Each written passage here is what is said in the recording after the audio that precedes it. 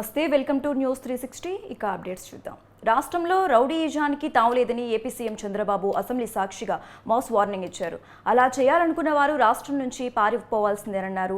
ప్రజాస్వామ్యంలో పార్టీ కార్యాలయాలపై ఎప్పుడు దాడులు జరగలేదని, కానీ కేవలం వైసీపీ ప్రభుత్వంలో జరిగాయన్నారు.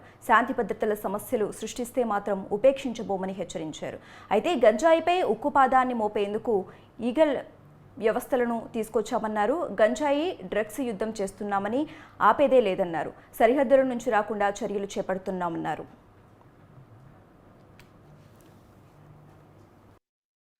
నేను ఆ రోజు ఈ రోజు కూడా చెప్తున్నా, నేను చాలా స్పష్టంగా ఉన్నా. రాజకీయ కక్షలతో నా జీవితంలో ఎప్పుడు నేను రాజకీయం చేయలేదు, ఇప్పుడు కూడా నేను చేయను. అదే సమయంలో లా అండ్ ఆర్డర్ సమస్యలు క్రియేట్ చేసే వాళ్ళ పైన మాత్రం ఈ ప్రభుత్వం సింహ స్వప్నంగా ఉంటుందని మరొకసారి హెచ్చరిస్తున్నాను. ఎవరైనా చరిత్ర ఒకసారి చూసుకుంటే అధ్యక్ష, తెలుగుదేశం పార్టీ వచ్చిందంటే లా అండ్ ఆర్డర్ సెట్ కావాలి. ఈ రోజు ఎన్డీఏ ప్రభుత్వం ఉన్నాం. ఎన్డీఏ ప్రభుత్వం కూడా చాలా స్పష్టంగా ఉంది. ఎట్టి పరిస్థితుల్లో లా అండ్ ఆర్డర్ ఉపేక్షించాం, ఎవరు బ్రేక్ చేసినా.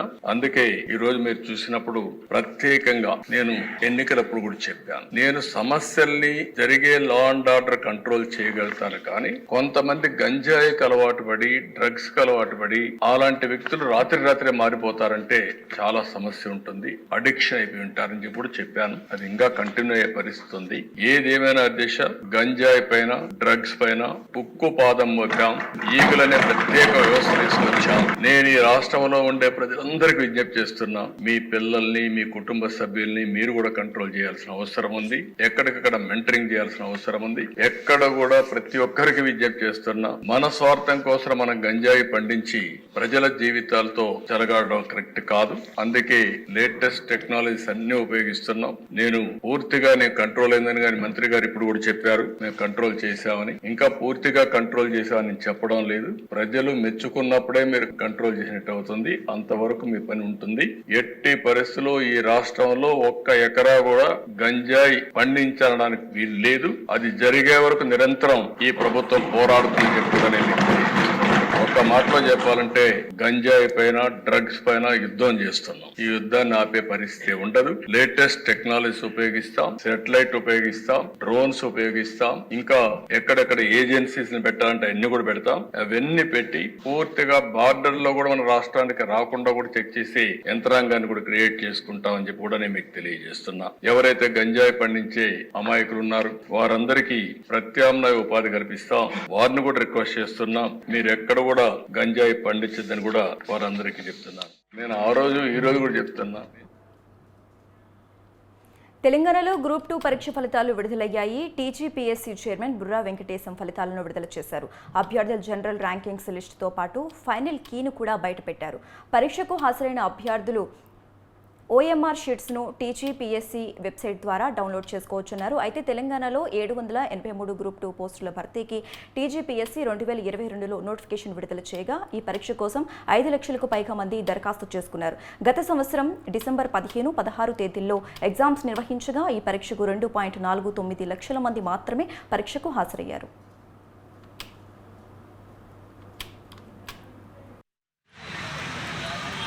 మనోడు సామాన్ కొడుకు మన వీట్ల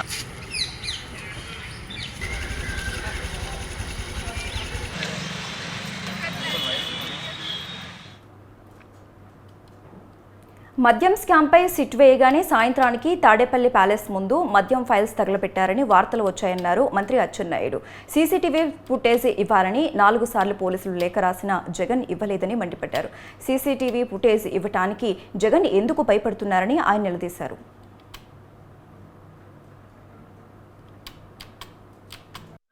ఏవైతే లెక్కరకు సంబంధించినటువంటి ఫైల్స్ అన్ని కూడా అక్కడ తీసుకొచ్చి తగలబెట్టారని చేశాం. మీ దగ్గర సీసీ కెమెరా ఉంది కదా, మీ దగ్గర ఇన్ఫర్మేషన్ ఉంది కదా, మీ ఇంట్లో నుంచే వచ్చినట్టుగా, మీ ఇల్లు అంటే మీ ఇల్లు కాదు, అక్కడ సంఘటన జరిగిన దగ్గర ఏ హౌస్ అయితే ఉందో ఆ హౌస్ నుంచి బయటకు వచ్చినట్టుగా ఆధారాలు ఉన్నాయి కదా. మీరు అది బయట పెట్టి నిరూపించవలసింది పోయి మళ్ళీ ఎదురుదాడు. అధ్యక్ష, సమాజం గుడ్డిది కాదు, ప్రజలు గుడ్డి వాళ్ళు కాదు. నేను చెప్పిన దాంట్లో అవాస్తవం చెప్పండి. ఒక షాపింగ్ కాంప్లెక్స్ దగ్గర యాక్సిడెంట్ అయితే ఫైర్ది, ఆ షాపింగ్ కాంప్లెక్స్ లోకి వెళ్ళి సీసీ ఫుటేజ్ తీసుకుంటలేదు అధ్యక్ష, చెప్పండి. ఇది ఎక్కడైనా దేశంలో అన్ని దగ్గర జరుగుతుంది, ప్రపంచంలో జరుగుతుంది. ఇప్పుడు ప్రభుత్వాలు ఏం చేశాయి? ప్రైవేట్ అయినా సొంతమైనా గవర్నమెంట్ అయినా కంపల్సరీగా సీసీ కెమెరాలు పెట్టాలని ఒక నిర్ణయం తీసుకొని సీసీ కెమెరాలు పెట్టిస్తుంటే ఇది రూలుకు వ్యతిరేకం, సభలో తప్పు మాట్లాడుతుంది. ఐఎమ్ స్టాండ్ అయ్యాం. నాడు నేడు అంటూ గత ప్రభుత్వం ఫేజ్ 1, ఫేజ్ 2, ఫేజ్ 3 అని మొదలుపెట్టిందన్నారు మంత్రి నారా లోకేష్. ఫేజ్ 1 పూర్తిగా చేయలేదని, ఫేజ్ 2లో అనేక పనులు పెండింగ్లో ఉన్నాయన్నారు. ఫేజ్ 1, ఫేజ్ 2 పెండింగ్ పనులు పూర్తి చేయడానికి 4,789 కోట్లు ఖర్చవుతుందన్నారు. పిల్లలను విద్యకు దూరం చేసే జీవో 170ని కూటమి ప్రభుత్వం రాగానే రద్దు చేసిందన్నారు. ప్రత్యామ్నాయం తీసుకొచ్చి ఎక్కడైతే మౌలిక సదుపాయాల అవసరం ఉందో తెలుసుకుని రేటింగ్ మెకానిజం ప్రకారం పనులు చేస్తామన్నారు మంత్రి నారా లోకేష్. ఇప్పుడు వాస్తవంగా అధ్యక్ష అన్ని ప్రభుత్వ పాఠశాలల్ని మనం 5 స్టార్స్ రేటింగ్ తీసుకురావాలి. సుమారుగా ఈ రోజు SSR రేట్ ప్రకారం 13,526 కోట్ల రూపాయలు అవసరం ఉంది అధ్యక్ష. సో ఇదేదో ఒక్క రోజులో చేసేస్తాం, ఒకేసారి అయిపోతుంది అనుకుంటాం, ప్రమాదకరం. చేయలేము అధ్యక్ష. అది ఒక రోజు అయ్యే పని కాదు. అందరం కలిసికట్టుగా పని చేస్తే ఒక 5 నుంచి 7 సంవత్సరాలు పడుతుంది అధ్యక్ష. ఇక్కడ నేను గౌరవ సభ్యులందరినీ కూడా ఏంటంటే మనం కూడా ప్రభుత్వ పాఠశాలల్ని దత్తత తీసుకుని లోకల్ CSR నిధులు కానివ్వండి, ఇతర వేరే కార్యక్రమాల ద్వారా నిధులు జతపరిచి ఈ ప్రభుత్వ పాఠశాలని ఇన్ఫ్రాస్ట్రక్చర్ ని ప్రధానంగా ఇంప్రూవ్ చేయాలని గౌరవ సభ్యులందరినీ కోరుతున్నా అధ్యక్ష. ఇప్పుడు వాస్తవంగా అధ్యక్ష అన్ని ప్రభుత్వ పాఠశాలల్ని మనం 5 స్టార్స్ రేటింగ్ తీసుకురావాలి. సుమారుగా ఈ రోజు SSR రేట్ ప్రకారం 13,526 కోట్ల రూపాయలు అవసరం ఉంది అధ్యక్ష. సో ఇదేదో ఒక్క రోజులో చేసేస్తాం, ఒకేసారి అయిపోతుంది అనుకుంటాం, ప్రమాదకరం. చేయలేము అధ్యక్ష. అది ఒక రోజు. అసెంబ్లీలోని ఛాంబర్లో సీఎం చంద్రబాబు నాయుడు అధ్యక్షతన CRDA సమావేశం జరిగింది. ఈ సమావేశానికి మంత్రులు నారాయణ, పయ్యవుల కేశవ్, CS విజయనంద్తో పాటు ఉన్నతాధికారులు హాజరయ్యారు.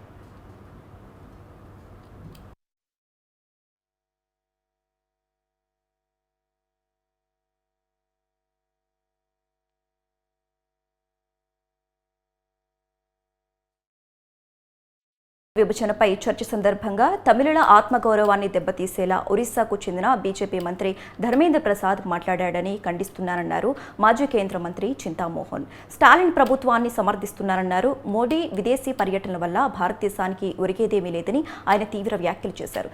జగన్కి మోడీ సపోర్టు ఫుల్గా ఉందని, అందుకే ఆయనకి 3,000 సార్లు బెయిల్ వచ్చిందన్నారు చింతామోహన్.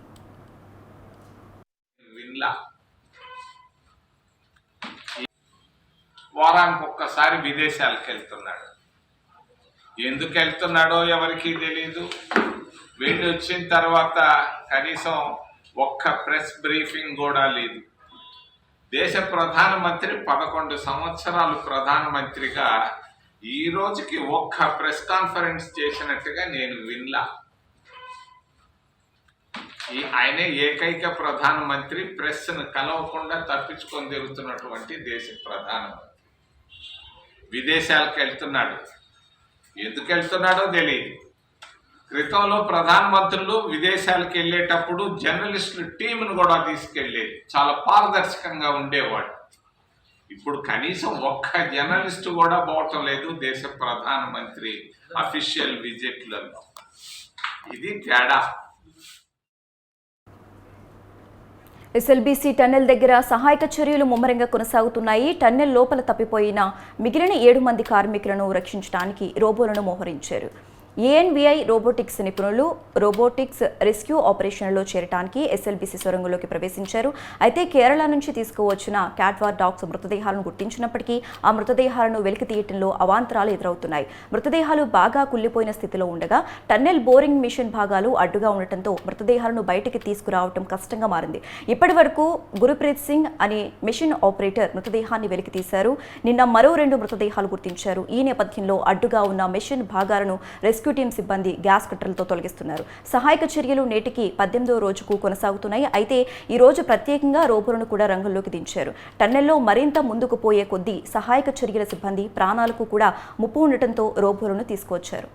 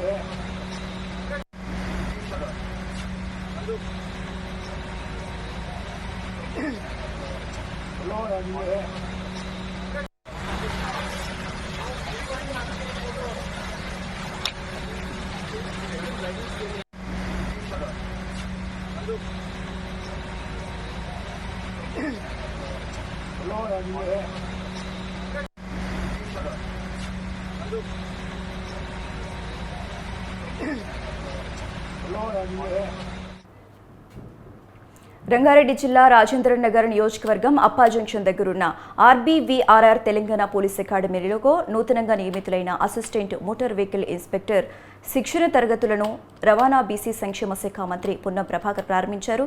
రాష్ట్ర ప్రభుత్వం యువత ప్రగతి పథంలో నడిపించడానికి అన్ని విధాలుగా కట్టుబడి ఉందన్నారు మంత్రి పొన్నం.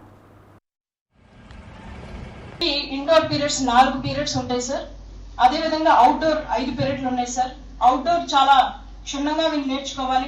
మీరు బాధ్యతను విస్మరించి మీరు ఏం చెప్తారు అట్లా అనుకుంటే మాత్రం నడవదు. డిపార్ట్మెంట్ గౌరవం పెరగడం అనేటువంటిది చాలా అవసరం. ఆ దిశలో మీరు పనిచేయాలని సందర్భాన్ని మరొకసారి కూడా కోరుకుంటూ ఇటు ఉన్నటువంటి వాళ్ళంతా దయచేసి ప్రిజన్స్ జైళ్ల శాఖ ఇటువంటి 7-8 మంది ఉన్నట్టు అందులో మనం ఎందుకో కొద్దిగా నెంబర్ ఎన్నుకుంటున్నాను అనిపించింది నాకు వ్యక్తిగతంగా. 7-8 నుంచి రవాణా శాఖ మంత్రిగా చూస్తా ఉన్నా. అది మనం వీళ్ళందరికీ ఇంకా టఫ్ గా పనిచేసేటట్టుగా ఈ ట్రైనింగ్ ఉండాలని కోరు. చదువుకోండి, నేర్చుకోండి, ఫీల్డ్ ఎక్స్పీరియన్స్ తీసుకోండి. భవిష్యత్తులో మీరు వచ్చినటువంటి ఈ శిక్షణ మరింత ఎఫిషియెంట్ గా పనిచేయడానికి ఉపయోగించుకునే విధంగా పూర్తి స్థాయిలో సమయం తప్పకుండా మీకు పరివర్తన ద్వారా జీవితంలో వ్యక్తిగతంగా, మానసికంగా, అన్ని రకాలుగా వృత్తిపరంగా మంచి వృద్ధి జరగాలి. ఈ శిక్షణ మీ జీవితానికి ఒక మంచి మార్పు నుంచి భవిష్యత్తుకు ఒక మార్గదర్శి కావాలని ఆకాంక్షిస్తున్న అందరి శుభాకాంక్షలు చెప్తూ సెలవు తీసుకుంటాం. మీరు బాధ్యతను విస్మరించి మీరు ఏం చెప్తారు అట్లా. ఇబ్రహీంపట్నంలోని మోడల్ స్కూల్లో త్రాగునీరు కోసం విద్యార్థులు నానా ఇబ్బందులు పడుతున్నారు. డబ్బులు పోగు చేసుకుని వాటర్ క్యాన్స్ కొనుక్కుంటున్నారు. అయితే గత కొన్ని రోజులుగా త్రాగునీరు లేక అనేక ఇబ్బందులు పడుతున్నామని, త్రాగునీటి కోసం క్లాస్ రూమ్లో అందరం డబ్బులు పోగు చేసుకుని వాటర్ క్యాన్ కొనుక్కుంటున్నామని విద్యార్థులు వాపోయారు. ఇప్పటికైనా పాఠశాలలో త్రాగునీరు ఏర్పాటు చేయాలని విద్యార్థులు సీఎం రేవంత్ రెడ్డిని వేడుకుంటున్నారు. సరిపోతలేదు.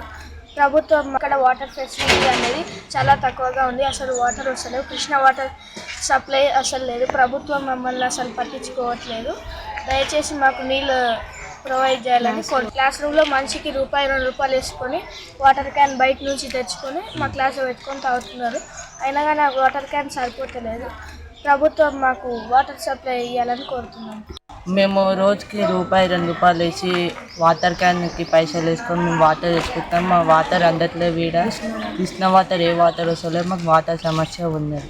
ఇక్కడ వాటర్ ఫెసిలిటీ అనేది ఇది ఇప్పటివరకు అప్డేట్స్. Keep watching News 360.